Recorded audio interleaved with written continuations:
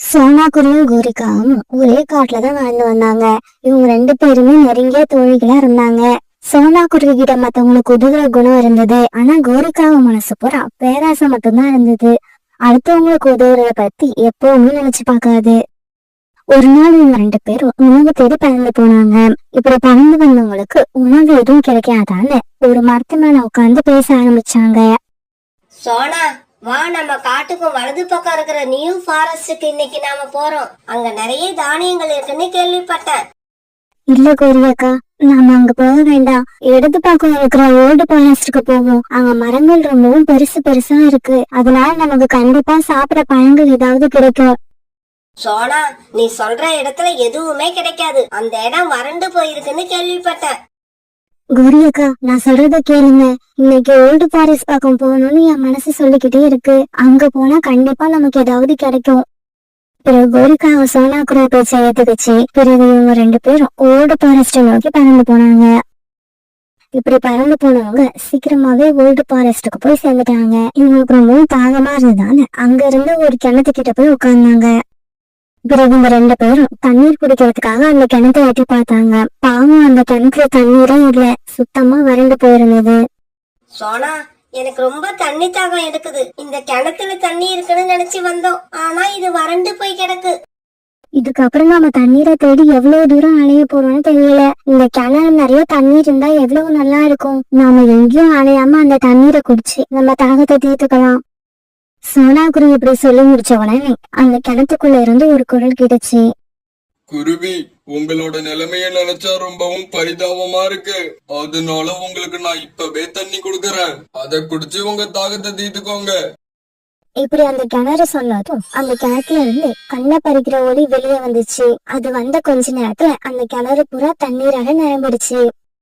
கோரிக்காவும் சோனாக்குருவியும் இங்க நடந்துகிட்டு இருக்கிறது எல்லாம் கண்ணு முக்கியமா பாத்துக்கிட்டே இருந்தாங்க. இவங்க ரெண்டு பேரும் அந்த கிணத்துல இருந்த தண்ணீரை குடிச்சு தங்களோட தாகத்தை தீர்த்துக்கிட்டாங்க. கோரியக்கா, நம்மளோட தாகம் தீர்ந்துடுச்சு. இப்ப நாம உற்சாகமா பறந்து போய் நம்மளுக்கான உணவு தேடலாம். சோனா, நம்மளோட தாகத்தை தீர்த்த இந்த கிணறால ஏன் நம்ம பசிய தீர்க்க முடியாது? எனக்கு என்னவோ நாம கேட்டா இந்த கிணறு நமக்கு உணவையும் கொடுக்கும்னு நினைக்கிறேன். கோரியக்கா, நீங்க சொல்றது நல்ல ஐடியா தான். இப்பவே நான் இந்த கிணறு கிட்ட உணவு கேட்டு பாக்குறேன். கிணறு கிணறு, மந்திர கிணறு, எங்களுக்கு சாப்பிட உணவு கொடுங்க. நாங்களும் எங்க குழந்தைங்களும் பசியில இருக்கோம். சோனாக்குருவி இப்படி கேட்டதும் மறுபடியும் அந்த கிணத்துக்குள்ள இருந்து ஒளி வந்து உங்களுக்கு தேவையான பழங்களை கொடுத்துச்சு. இத பார்த்த கோரிக்காகவும் சோனாக்குருவியும் ரொம்ப சந்தோஷமானாங்க. பிறகு அந்த பழங்களை ஆளுக்கு பாதியா பிரிச்சு எடுத்துக்கிட்டாங்க. இப்படி அந்த பழங்களை பிரிச்சு எடுத்துக்கிட்ட இவங்க ரெண்டு பேரும் தங்களுடைய வீடுகளுக்கு பறந்து போனாங்க.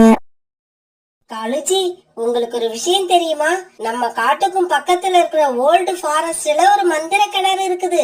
அந்த மந்திர கிணறு நம்ம கேட்டதை எல்லாத்தையும் கொடுக்குது. கோரி, நீ சொல்றதை என்னால நம்பவே முடியல. சரி, கேட்டது எல்லாத்தையும் அந்த கிணறு கொடுக்குதுன்னா எனக்கு ஒரு மோட்டார் பைக் வேணும்னு கேட்டா அந்த கிணறால கொடுக்க முடியுமா? சொல்லு, நான் கேட்டதுக்கு பதில சொல்லு. காலுஜி, நீங்க கேட்டதுக்கு அப்புறம் தான் எனக்கு ஒரு தெளிவு பிறக்குது. ஆமா காலுஜி, நீங்க சொன்னது உண்மைதான். அந்த கிணத்துக்கிட்ட நாம உங்களுக்காக மோட்டார் பைக் கேட்கலாம். அப்புறம் எனக்காக நெக்லஸ், தோடு, மூக்குத்தி, ஒட்டியானம், இப்படி எல்லாத்தையும் கேட்கலாம். இப்படி பேசிக்கிட்ட பேராசை பிடிச்ச ரெண்டு காவங்களும் உடனே அங்க இருந்து ஓல்டு ஃபாரஸ்ட் நோக்கி பறந்து போனாங்க. கிணறே கிணறே, மந்திர கிணறே, நான் ரொம்ப தூரத்துல இருந்து வரேன். ஒரு மோட்டார் பைக் இல்லாம நான் ரொம்ப கஷ்டப்படுறேன். அதனால எனக்கு ஒரு மோட்டார் பைக் கொடு. காலுக்காவும் இப்படி கேட்ட உடனே அந்த கிணத்துல இருந்து ஒரு மோட்டார் பைக் வெளியே வந்துச்சு. கொடுத்துருச்சு. இந்த கிணறு என்னோட கணவருக்கு உண்மையிலேயே ஒரு மோட்டார் பைக் வர வச்சு கொடுத்துருச்சு. இப்ப என்னோட முறை. நான் எனக்கு தேவையானது எல்லாத்தையும் கேட்க போறேன். கிணறே கிணறே, மந்திர கிணறே, என்கிட்ட ஒரு குண்டுமணி தங்கம் கூட இல்ல. அதனால இந்த காட்டுல உள்ள பறவை எல்லாம் என்ன ரொம்ப அவமானப்படுத்துறாங்க. அவங்க வாயெல்லாம் அடைக்கிறதுக்கு எனக்கு தங்க மூக்குத்தி, தங்க கம்மல், தங்க நெக்லஸ், அப்புறம் தங்க ஒட்டியானம் இதெல்லாம் தேவைப்படுது. நீ எனக்கு இதெல்லாம் கொடுத்து உதவி பண்ணுவியா? காகமே, நான் எல்லா பறவைகளோட ஆசையையும் பூர்த்தி பண்ணுவேன். பேராசையும் போதுங்கிற மனம் இல்லாதவங்களுக்கும் நான் உதவி செய்ய மாட்டேன். அவங்களுக்கு தண்டனை தான் கொடுப்பேன். மந்திர கிணறு, எங்களுக்கு பேராசை கிடையாது. அப்புறம் எங்க கிட்ட இருக்கிறதே போதும், அதை வச்சு சந்தோஷமா வாழணும்னு நினைக்கிறவங்க. அதனால நான் கேட்டதை இப்பவே எனக்கு கொடு. கோரிக்கா இப்படி கேட்டது அந்த கிணத்துல இருந்து வந்த பிரகாசமான ஒளி கோரிக்கா கேட்டது எல்லாத்தையும் கொண்டு வந்து கொடுத்துச்சு. பிறகு இது எல்லாத்தையும் எடுத்துக்கிட்ட காவல் 2 பேரும் தன்னுடைய மோட்டார் சைக்கிள்ல ஜாலியா வீட்டுக்கு திரும்பி வந்தாங்க. மறுநாள் சொன்ன குருவி மறுபடியும் அந்த கிணத்துக்கிட்ட போய் இப்படி பேச ஆரம்பிச்சது. கிணறே கிணறே, மந்திர கிணறே, இந்த இடத்துக்கு பறந்து வர முடியாத வயதான பறவைங்களுக்கு உன்கிட்ட இருந்து உணவு வாங்கிட்டு போய் கொடுக்க ஆசைப்படுறேன். அதனால நீ தயவு செய்து எனக்கு கொஞ்சம் பணங்களை கொடு. குருவி, மத்தவங்களுக்கு உதவுற குணம் யார்கிட்ட இருக்கு, பேராசை கலந்த சுயநலமான எண்ணம் யார்கிட்ட இருக்குன்னு எனக்கு தெரியும். இப்படி சொன்ன அந்த மந்திர கிணறு பிறகு நிறைய பழங்களை வர வச்சு சோனா குருவி கிட்ட கொடுத்துச்சு. காலுஜி, நீங்க பெரிய தப்பு பண்ணிட்டீங்க. அந்த மந்திர கிணறு கிட்ட இருந்து நீங்க காரே வாங்கியிருக்கலாம். அதை விட்டுட்டு மோட்டார் சைக்கிள் வாங்கிக்கிட்டீங்க. நீ மட்டும் என்னவா நம்ம வீடு நிறைய தங்க நகைகளை வாங்குறத விட்டுட்டு ஒரே ஒரு நெக்லஸ், ஒரே ஒரு மூக்குத்தி, ஒரே ஒரு ஒட்டியானத்தை வாங்கிக்கிட்டு வந்துட்ட. காலுஜி, அத பத்தி ஏன் கவலைப்படுறீங்க? நம்ம எத்தனை தடவை போய் கேட்டாலும் அந்த மந்திர கிணறு நமக்கு கொடுத்துக்கிட்டே இருக்கும். வாங்க இப்பவே போய் நம்ம விருப்பப்பட்டதை வாங்கிக்கிட்டு வருவோம். பிறகு காலுக்காவும் குறிக்காவும் அந்த மோட்டார் பைக்கை எடுத்துக்கிட்டு மறுபடியும் மந்திர கிணறு இருக்கிற இடத்த நோக்கி போனாங்க. காகங்களே, உங்களுக்கு தேவையானது எல்லாத்தையும் நான் ஏற்கனவே கொடுத்திருக்கேன்.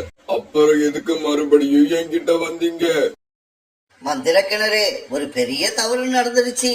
நாங்க கார் வாங்கறதுக்கு பதிலா உங்ககிட்ட இருந்து மோட்டார் சைக்கிளை வாங்கிக்கிட்டு போயிட்டோம். அதனால இந்த மோட்டார் சைக்கிளை எடுத்துக்கிட்டு எனக்கு ஃபாரின் கார் ஒண்ணு கொடு. அதே மாதிரி நானும் மூக்குத்தி, கம்மல், நெக்லஸ், ஒட்டியானம் இப்படி எல்லாத்தையும் ஒண்ணு வாங்கிக்கிட்டு போயிட்டேன்.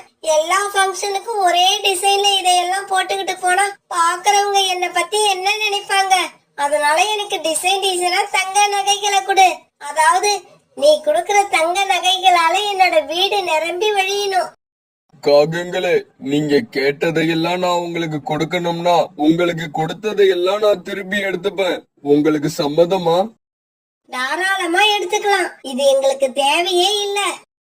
உடனே அந்த கிணறு ஏற்கனவே காவலுக்கு கொடுத்திருந்த மோட்டார் பைக்கையும் தங்க நகைகளையும் திருப்பி எடுத்துக்கிச்சு. காரும் நிறைய தங்க நகைகளும் அந்த கிணறு கொடுக்கணும். காவல் 2 பேரும் ரொம்ப நேரம் அங்க உட்கார்ந்துருந்தாங்க.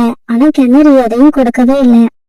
என்னங்க, இந்த மந்திர கிணறு மறந்துடுச்சு போல இருக்கு. மறுபடியும் நமக்கு தேவையானதை கேட்டு ஞாபகப்படுத்துங்க. இல்ல, நான் எதையும் மறக்கல. உங்களோட பேராசையும் சுயநலமும் எனக்கு நல்லா ஞாபகம் இருக்கு.